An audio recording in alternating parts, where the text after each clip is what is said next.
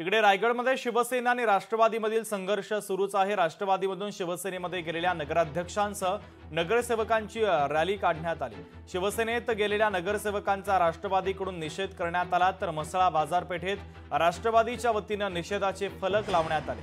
दोन्ही बाजूच्या कार्यकर्त्यांची जोरदार घोषणाबाजी येथे पाहायला मिळाली।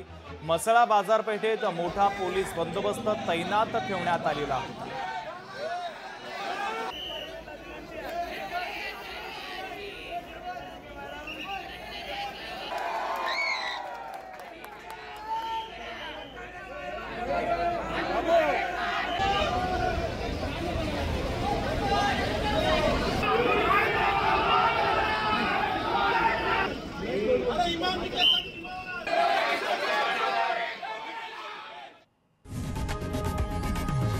लोकशाही मराठी ऐका, पहा, जागरूक रहा।